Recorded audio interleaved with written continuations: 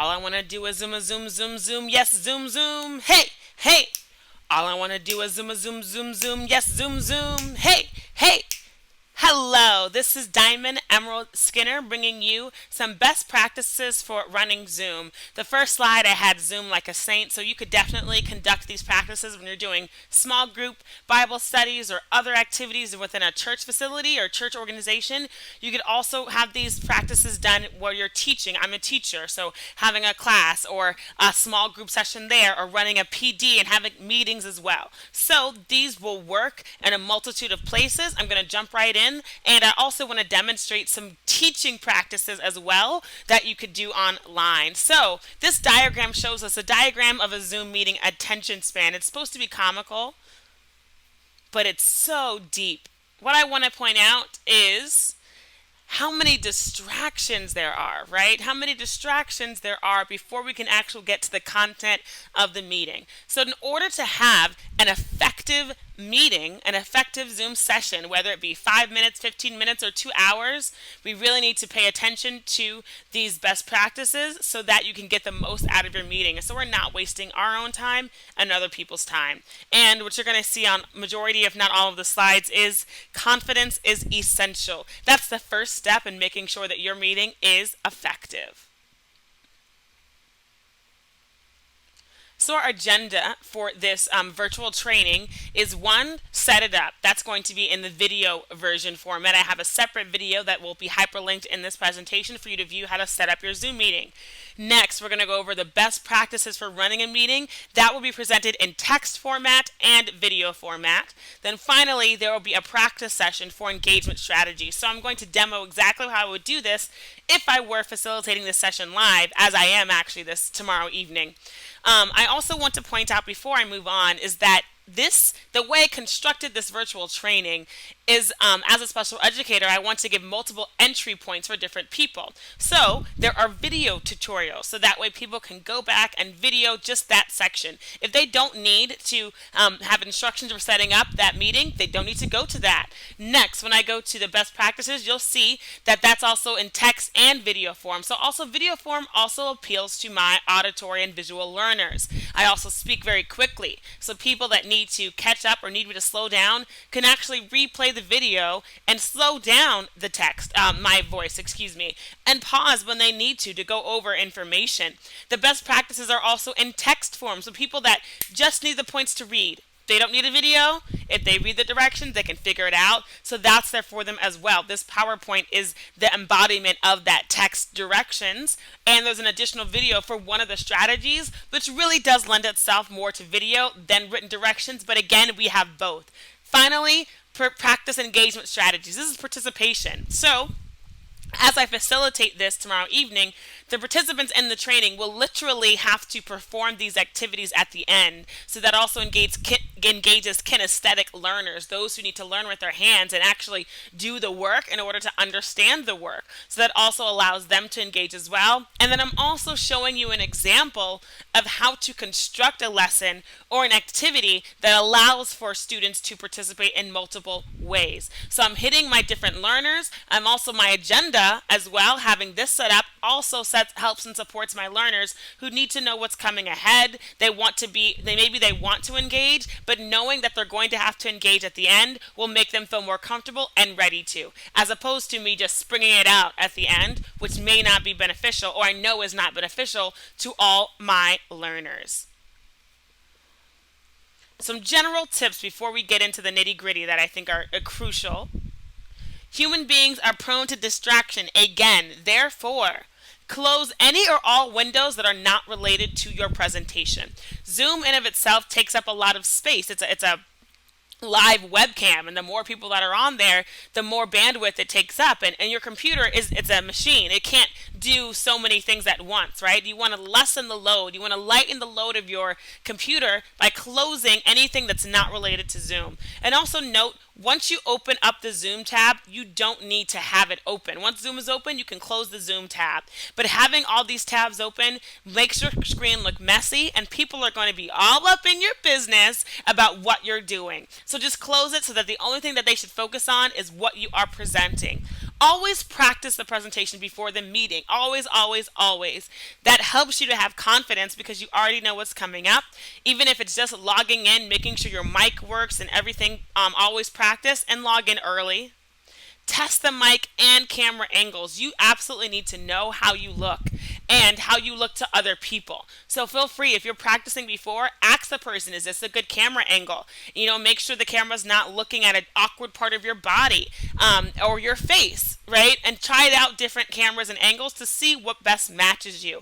What clothes highlight your skin tone, and what area in your house is the best beneficial for this particular meeting. Always mute when you are not speaking. And hosts should do this for others. Don't leave it up to them. So this is going to be cue when we get into tip number 1. We don't need to ask people to mute themselves since we have the ability to mute them. And so I'm going to show you how to make sure that is set up so that is something that doesn't need to worry. And I think as practiced as you are, you'll get really good. If I'm in a classroom, I know now who's making the noise and I can mute them immediately. It does not interrupt the flow of the speaking. So make sure that you are in control of this and don't leave it up to others. Every meeting has 3 major roles: a speaker/presenter, a slide presenter, and a chat monitor. This can be done by 1 to 3 people, but all of these people should be hosts. And I say hosts because the participants can see in the lineup who are hosts and who are not. It allows them to identify who's actually in charge of the meeting and who is not. It helps them out. Everyone needs to know who's in charge and what's going on. It also gives those hosts access to be the people that's muting. It's really difficult, honestly, unless you're hyper aware, to be one person doing all of these jobs. It is absolutely possible, but you need to be hyper aware. 2 people works wonderfully. The system that I've seen a lot of times work, and also in the churches that I'm working with, is 3 people. So literally one person is just in charge of speaking their content. The next person is in charge of just changing the slides on cue. And another person is in charge of monitoring the chat and muting people when they need to be muted, letting people into the meeting when they need to be let in. But if you're going to be one person, note that you have to be in charge of all of these things at the same time. Moving on. Setting up. Here's our video registration. It's a hyperlink. So if you click this link, it'll take you to the YouTube video, which goes over exactly how to set up your meeting. And it shows you some different options. One of the things I like to do for larger meetings is to have people register in advance, and Zoom will send them a reminder of when that meeting is starting. So it helps them have that. And it also lets you know who is actually signed up for your meeting, if that's something that matters to you. It's also an option to not have people register in advance, so all they have to do is click that link when it's time to click the link. I also suggest having them copy it into a Google Calendar or whatever calendar they have so that they can just go to their calendar and embed and click the link from there as well. Set up mute upon entry. This is key, so that lets people know. It sets up your expectations, right? Let the settings set up your expectations. If you are mute upon entry, that lets the participant know that this is not a free-for-all conversation.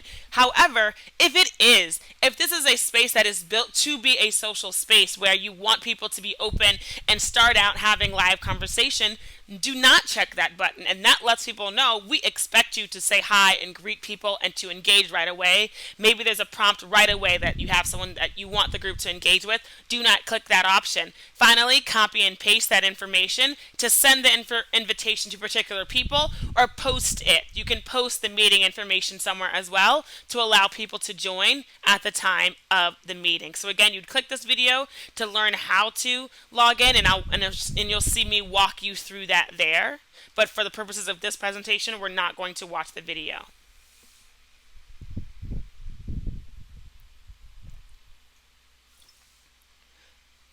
Mute ministry is the number one thing we're going to focus on today. Then we're going to talk about church chat. Then we're going to go into spirit breakout rooms. And we're going to end with my favorite technique, amen annotation. And if you see the different colors of the words here, these are also hyperlinked. So if you have access to this presentation, if you click on this mute, it'll take you to the slides that talk about muting. If you click on chat, it'll take you to the slides that talk about chatting. If you click on and so on and so forth, these are hyperlinked to guide you through the presentation. So this is also a way for different people to access this information more easily. I could have also hyperlinked these images if I wanted to do the same thing. So let's actually go to youth ministry. Awesome. Purpose, pros, and cons. That's how the rest of this presentation is going to flow. I also want to note as well that throughout when I'm going over these techniques, there will no longer be effects that fly in, right? These words are no longer going to fly in as they were before. This is also purposeful to engage and be sensitive to different types of learners. There are students who would only respond and only engage if there was some type of interactive thing going on the slide. However, that can also be overwhelming and burdensome and too busy for some students as well. These next few slides are going to be text heavy. Therefore, there will not be the animation in order to balance out the presentation and be sensitive to all learners. Now let's dive in. Purpose of muting. Participants should start muted and only be unmuted when they are speaking. Pros. The speaker, leader, or participant is uninterrupted. Cons. Not allowing people to unmute may disrupt the flow of conversation. So the current settings ensure all people are muted upon entry. Again, you can change that in the registration. To change this, go to participants plus more and you can pick your preferences. So let's take a look at that. So what this looks like is now in the meeting, right? I have a meeting with multiple people. You can identify who the host is, who the co-host is, and then here's a participant. Now I need to go to participants at the bottom. Now under participants, now I can go to mute all. That's your friend. Click it and let it go. To get more specific, you're going to go to more, which is on the right. Then you have all of these options, right? You can change your mind about muting upon entry. Here's a key one. Allow participants to unmute themselves. That's key, that's key, that's key. So you have to know the flow of your presentation and the flow that you want in order to allow that or not. You can change it, but it takes a few seconds for that to happen in the presentation. So make sure you're ready so that you or the person who's in charge of that is making that option ready before it's time to go live. There's also some other options here that are important, but these are the notes about muting. So again, as you can see here, you can also just click and unclick, right, to make someone unmute themselves. But again, if you just click the mute button, it'll ask the participant, do you want to unmute? The host wants you to unmute. Are you game for that? And they have a choice.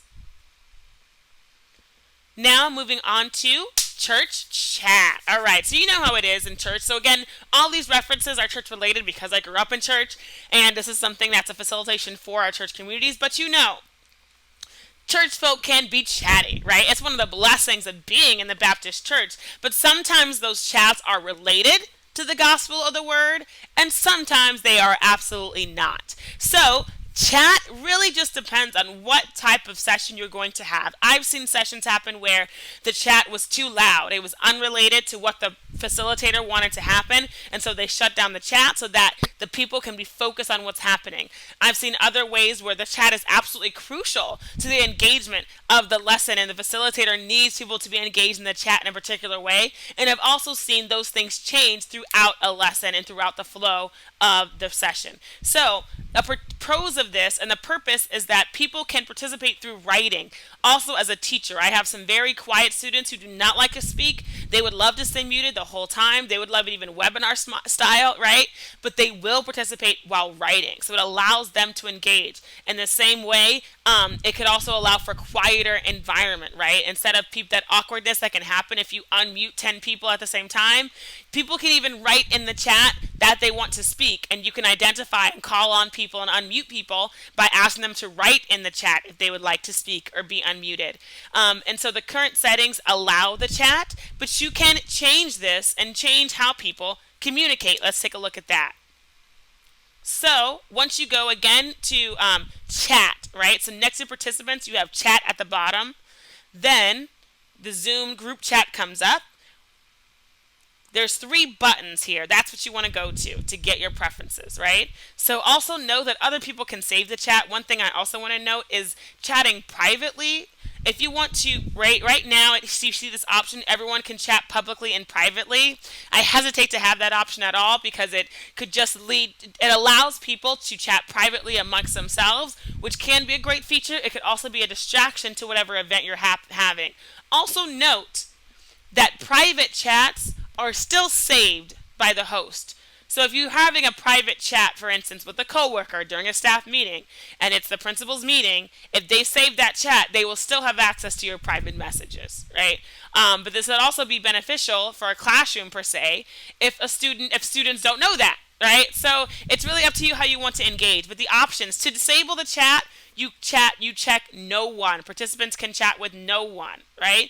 To enable them only to talk to you, the host, which is a great feature if you just want them to ask questions but not talk to you, you can say they can talk to the host only, right? Everyone publicly says you can always chat with the host privately, but they can now chat everyone or the host. Alrighty then. And now we're on to Spirit Breakout Rooms. The purpose. Participants can talk in small groups. That's awesome, right? The pros, there are more voices in small groups and you can get deeper insights, just like in a real classroom, just like in real life. Cons, people can be hesitant to share or they overshare. Again, this is not any different than what would be happening in a real life scenario.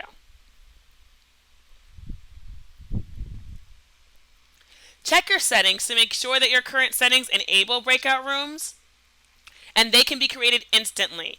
If you're not sure if you have this feature, you need to go to the settings on the website for Zoom and go to your account settings to make sure that this feature is enabled. I am aware that on some DOE accounts, right, they've locked that ability and that feature so you are not able to use it, which is one of the reasons I've said we should not be linking our Zoom accounts to the DOE Zoom accounts, because it's difficult to manage because it takes away all these wonderful things you can do. You can manually place people into rooms or let it be random.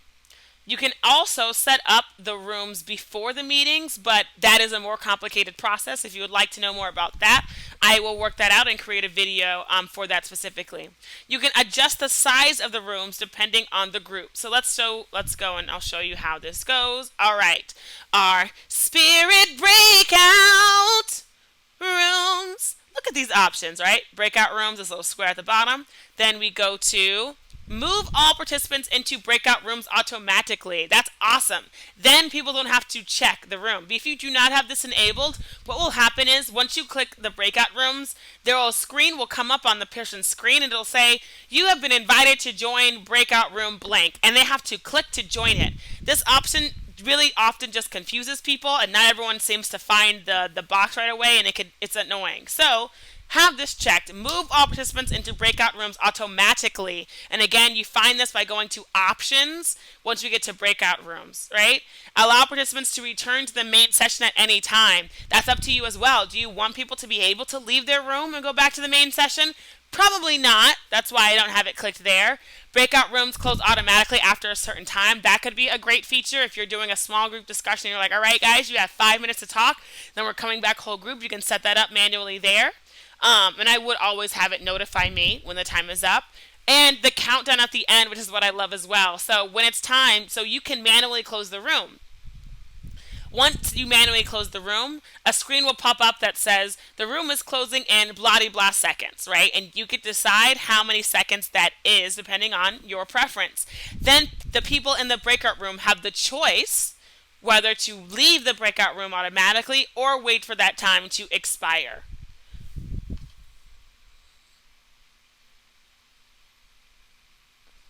So this is what that looks like in more depth, right? So as you see here, they're not started. You have time to set up the rooms. So maybe if you have multiple facilitators and you want certain facilitators in each room, you can do that by dragging and typing in which room you want the people to be in, right? You could even rename the rooms depending on small groups that you've already have set up. And if you have the same people for the same group, they could actually be set up in advance and they could be kept that way for each time that you break up. And so also too, the breakout rooms can be used multiple times during a session and they will stay the same unless you move them. Hosts can come in and out of breakout rooms automatically as well. Not automatically, but you can move them. The host can move other people and other hosts in and out of breakout rooms, or all the hosts could stay in the main session and talk while people are in their breakout rooms. Spirit Breakout Rooms. Also Also, you can broadcast a message, which is also pretty neat, but it also has its pros and cons. The message will not display long at all. In order to broadcast, a message, once you have the room set up and they're already in the rooms, right, then you can broadcast a message to the room. So note on the side it says join. This is how the host would join the meeting, and you can move people while they're in the meetings. You don't have to do that at the end. Someone could even join the meeting while breakout rooms are happening, and you can put them into a breakout room right away. So first, to broadcast the message, you'd click broadcast to all. Then you would type in your message.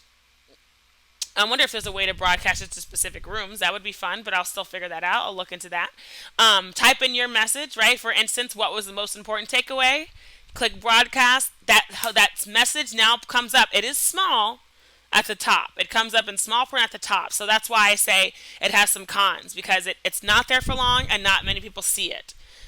So something that I have done is like a reminder. If I've gone into a room and I can see that people aren't talking, I'll broadcast like unmute and speak, or turn on your video, something short that they can see that'll prompt action. Or page 7 if that's where the question is.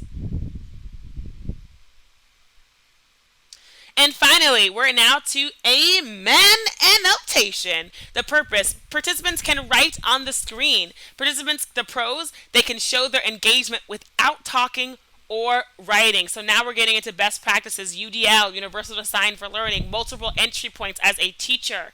Some students do not write proficiently. Some students do not feel like they talk proficiently, especially if it's online. If there's a lag, a student can talk proficiently, but maybe their Wi-Fi is so spotty that you cannot understand them. Writing on the screen is another way to on the screen is another way to engage. And I say annotate because it does not mean that you're actually writing words, right? It's another way to engage. Cons: not all devices support this feature. So I do know that Chromebooks, they do not have this annotation feature at all. I'm still working as a way to work through that. I'm hoping there is a way to fight through that, but as of now, I haven't found a way. You can do this on your phones. You can do this on other devices, on iPads. The options are limited, but you still do have those options. So key notes for annotation: you must be sharing a screen or a whiteboard in order to do this. In order to do this, you would go to More, Enable, Disable, Attendee Annotation. Note, as soon as you start sharing the screen, it's already enabled. So unless you disable it, some people that know what they're doing, they could just start writing on their screen. Or someone who doesn't know what they're doing will accidentally write on the screen, and it can be very distracting to the people in the program or in the session. So, and then you should also check Show Names of Annotators, because that can help you keep track of what's happening. But note, the name pops up very quickly as well. So again, it's like the broadcast feature. It only pops up for a second and then it goes away. When you're using the annotation, give a specific task for people to use or else they won't engage. But that's a best practice anyway, right? What to do directions, give a specific task for the class. So this video actually goes through exactly how to annotate because it's best shown live in the video, so you can actually see what my screen is, see what the different options are and how they engage and how I would use it. So note again, you must be sharing something. You go to More and Disable, and if you click this video, the YouTube video will pop up and you'll see my example of that. Next, after we would watch that, we'd go to the practice session, right? Now we would want you, and I would want my participants, to try out the annotation tools. In order to do that, I would ask the question, what was your favorite technique of this session? Was it the mute ministry, church chat, spirit breakout rooms, or Amen annotation? And now, again, I'm giving multiple access points to even engage in this lesson. So what I'm asking them to do is tell me their favorites. They can annotate. So if they have the marker, and I've actually shown this in the video, right? They can annotate on the screen by circling a number, by highlighting words, by starring something, by putting a stamp. They have so many ways to annotate. They can write the number, right? Only in the chat, right? So maybe they could write the words mute ministry. I really loved it so that I know what's going on in background noise. Or they can just write a number 1. That allows people to open up, and they can write that in the chat. So everyone should be able to participate in some way. And they can unmute themselves, and I can unmute someone and unmute all just to see, right, who needs to just say out their number. Or if you can see them also on the screen, I can say, show me 1, 2, 3 with your hands, or 4. Which one did you like the most? Oh, I see you. Thank you, Alicia. I see you. Thank you, Trayvon. I love that. Thank you, Martin. You're number 3. I love that. Okay, so Sharif loves number 2. Great. Aaliyah's into number 1. Great. Awesome. Sam is really into number 3. All these ways, and I'm allowing so many people now to engage, and I have in track of engagement in that way as well. Then I can ask again, what's your least favorite technique, right? The only thing I changed was one word, and I've now created 2 separate activities, which also demonstrate engagement. It doesn't demonstrate assessment, right? I'm not clear in if all of my participants understand these techniques, right? I could ask a different question right now, like which one are you still struggling with? Explain one of these in your own words, right? And I could give them different ways to do that. But this is about the annotation feature and different multiple access points. Now I would then go into my question and answer session for this part of the facilitation. And again, people can write their questions in the chat. People can raise their blue hands. That's something I didn't go into. But also under participants, you can raise your hand. And that's something I think is a wonderful feature that we don't use enough of, but wasn't one of the main points of this lesson, is raising the blue hands can indicate many different things. And you can use it in different ways. Raise your blue hand if you did the homework. Raise your blue hand if you have a question. Raise your blue hand if you're ready to go. Raise your blue hand if you understand mute ministry, right? Raise, and then I could see, oh, we're not actually understanding mute ministry. I'll pause here and ask some questions. A lot of different things you could do with that. And so I would go here and answer questions, and we could do that in this session. I would set a timer to make sure that I'm staying into my time limit to answer those questions. And if anyone had any further questions or wanted a one-on-one tutorial, I would offer my time for that as well. And then finally, remember, confidence is essential, and so are you. If you learned anything from this presentation, write DES in the chat. I would do that live in the same way in this YouTube video. If you learned anything from this presentation, please give me a shout out in the comments. You can write a DES. You can write thanks for that gem, whatever you need, and you can write some more questions. If you would like some one-on-one support, if you would like another video going over maybe the blue hand scenario or how I would teach a different lesson using these annotation features, whatever it is, let me know. All I want to do is zoom, and a zoom, zoom. Hey, hey. All I want to do is zoom, and a zoom, zoom. Hey, hey. You are tech savvy.